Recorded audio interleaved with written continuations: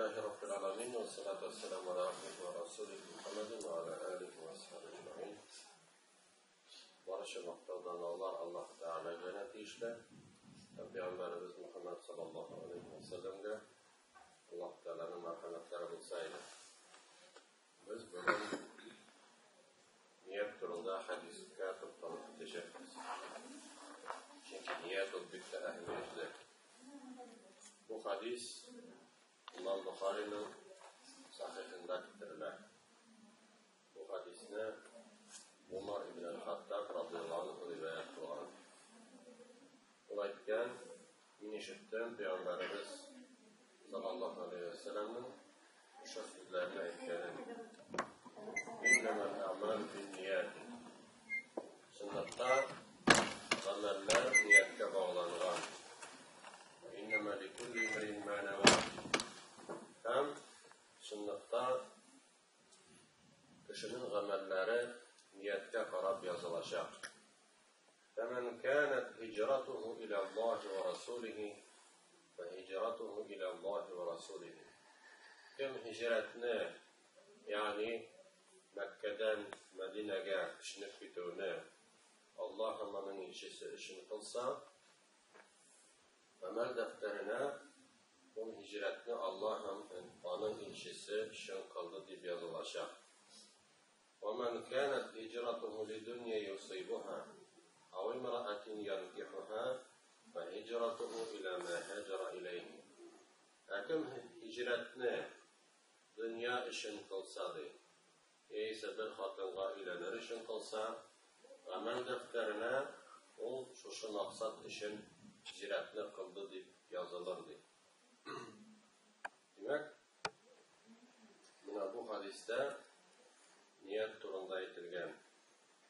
Hem ne için son İmam el-Nevavi ve şu hadisini özünün 40 hadisler jeyintigine en birinci etip koygan.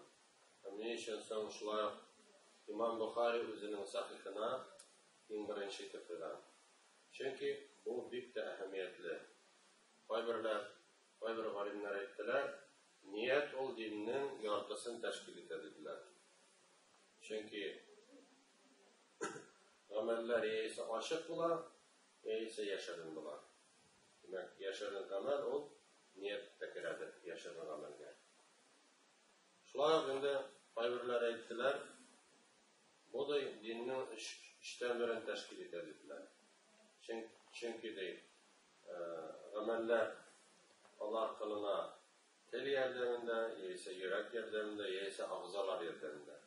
Demek ki niyetini biz yürek yardımında kılarız. Hem elbette eğer de niyetimiz dürüst olsa bizim amellerimiz inşallah kabul bulacak. Umumen alimlerimiz amel kabul bulunur için iki şartını gerek diye ettiler. Amel kabul olsun için iki şart gerek. Birinciden niyet amelini Allah Teala için kılı. İkinciden o amelini şeriatka muvafık rəvişdə işləv. Yani şeriatka doğru getirip kılı.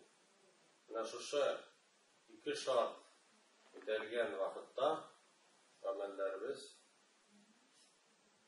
inşallah kabul bulacak. Elbette şimdi biz türlü işler işliyoruz. Hem her bir işine kişinin indiğidir maksat bilen başlara. Mesela bunda siz girdiniz, okurga yürüyorsunuz. Küplere gidinde, uzak yıllar yeri, qaybirlere gidinde, yaңarak başlağanlar. Hem bu okurga kelulerde türlü maksat bilen buluğu mümkün. Belki kişi başlayınca anlamışa o maksatın başka kılgandır. Mesela barıp bilinmeyenlerden nesesi bilirken pensiya çıktım bütünde hazır vakit köp. Buna da bir nese bilirge kerektir. Dinde tuturga kerektir deyip кешеләрне күрермен, танышларымны очратырмын. Дигән ниятта булуы мөмкин. Ләкин монда килгәчтен безгә ниятләрне үзгәртергә кирәк. Чөнки әгәр дә ниятебез шушындай дөньяви ният була икән, ул вакытта монда йөрүебезгә безгә бернинди дә савап язылмаячак. Әгәр дә безнең ниятебез монда килүебезнең нияте, укуыбызның нияте, ул Аллаһ ризалыгы өчен булса, я Раббым, синең өчен монда киләм, шушы үзебезнең динебезне өйрәнеп, сиңа гыйбадәт кылыр өчен шушында мәдрәсәгә, мәчеткә укырга киләм дип әйтсә, димәк, бу кешенең гамәлләре кабул булачак. Инде аның һәрбер адымы өчен савап язылачак.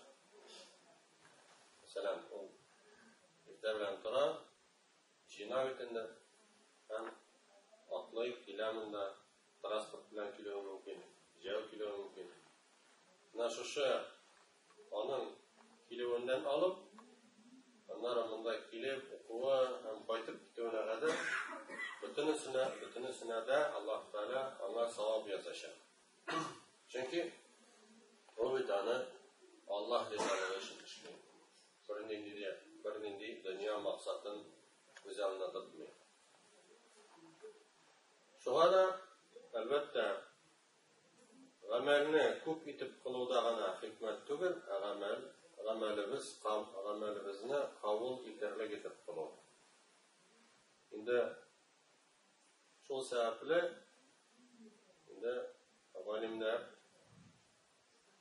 галимнәр Аллаһ каршында инде югарырак бәяләнә. Һәм галимнәр турында Аллаһ Тәгалә Коръәндә әйткән, аларны мактаган, һәм хәдисләрдә дә бу хакта әйтелә. Галим кеше ул һәрбер гамәлен ихлас итеп башкарырга тырыша. Чөнки ул ният дигән нәрсәне белә.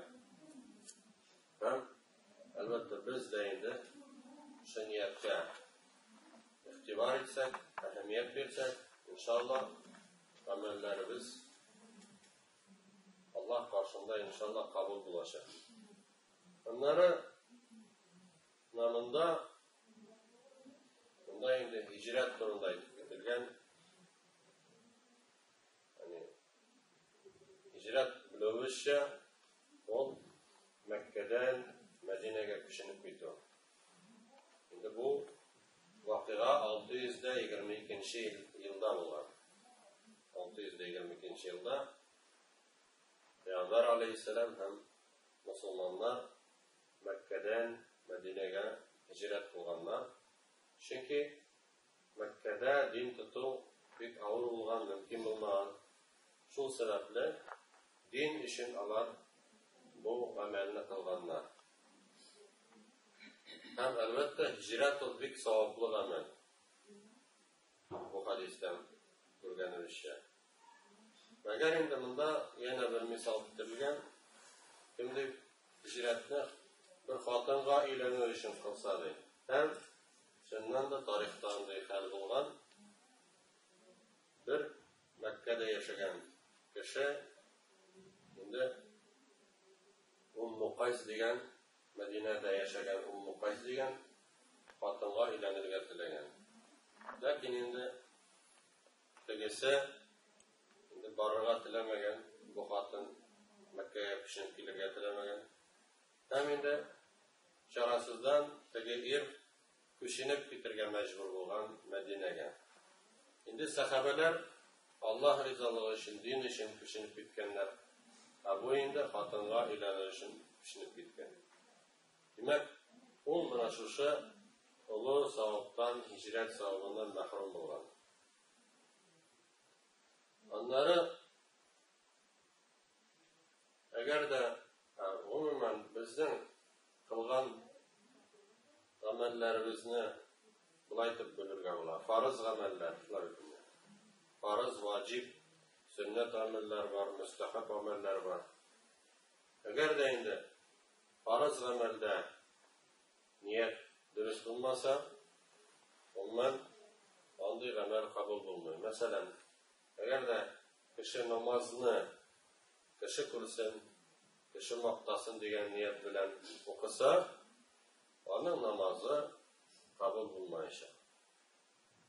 Шулай инде ураза тотуда, закат түләүдә, хаҗда менә шул хикмәт җәмәгать. Әле гамәлне эшләүгә түгел әле. Намаз укуда да түгел. Ул намаз кабул буламы, юкмы? Менә шушы мәсьәләгә без игътибар бирергә тиешбез. Хатта инде аны дөрес итеп укысаң да, намазны бөтен булган хәрәкәтләрен дөрес итеп кылсаң да, кыйраатлары, Коръән укулары дөрес булса да, мәгәр инде ният дөрес түгел икән, хаталы икән, ул намаз кабул булынмый. Инде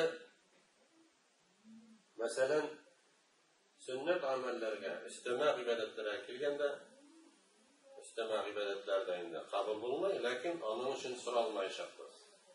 Ләкин фарыз кабул булмаса, ул вакытта ул фарыз үтәлмәгән кебек була. Ягъни аның өчен кеше соралачак кыямәт көндә, нигә намаз укымадың дип. Чөнки намазы кабул түгел. Чөнки ул намазны дөрес итеп укымады. Һәм белүебезчә, Коръәндә Мәгун сүрәсендә Аллаһ Тәгалә нәрсә дип әйткән? Аъузу биллаһи минәш шәйтанир раҗим. Фавайлул лил мусаллин. Кайгы хәсрәт булсын намаз укучыларга ди. Нәгаҗәп битен ни өчен намаз укучыларга кайгы хәсрәт булырга тиеш соң әле. Бит чынлыкта намаз укымаучыларга кайгы хәсрәт булырга тиеш. Аның сәбәбе нәрсәдә? Аллаһ Тәгалә дәвам итә. Аллазина хум ан салатихим сахун, аллазина хум юраун. Алар ди намазларын игътибарсыз укыйлар ди. Һәм аны да кеше күрсен дигән максат белән башкаралар ди. Димәк, намазны игътибарсыз укысаң, һәм гомумән кеше күрсен дигән максат белән аны башкарсаң, ул намаз кабул булмаячак. Һәм әлбәттә кешегә ул вакытта кайгы хәсрәт булачак. Инде ниятне әлбәттә без күңел белән, йөрәк белән кылабыз. Инде тел белән әйтүгә килгәндә, тел белән әйтү үзен ишетерлек итеп, ул мустахаб санала. Мәсәлән, намаз алдыннан тел белән шылдап үзен ишетерлек кенә әйтергә мөмкин. Инде илаһи ният кылдым.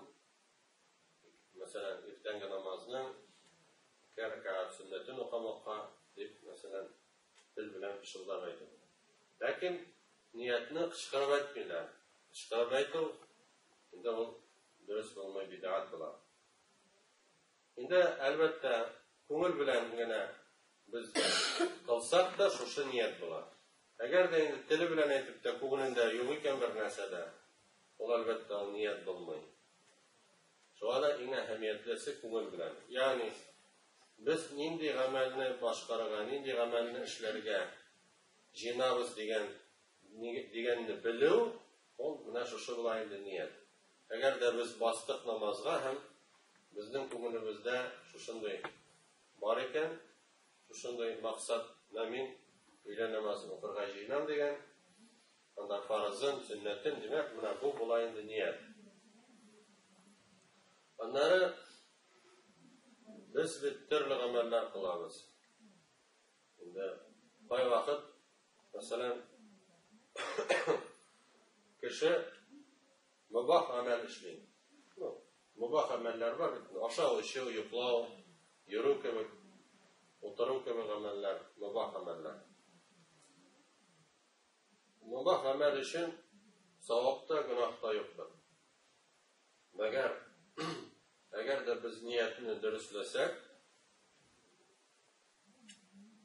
мубах гамәл кылып та без савапка ирешә алабыз. Мәсәлән, ашауга килгәндә, әгәр дә без ашыйбыз икән, һәм ашаганда инде күңелдә ният булса, я Раббым, мин ашыйм, үземнең тәнемне куәтләндереп, синең өчен гыйбадәт Кылам дигән максат белән ашыйм дигән ниятне куйды икән, ниятләде икән, димәк, без хәттәки ашаган өчендә савапка ирешәчәкбез. Шулай инде йоклау мәсьәләсенә килгәндә дә.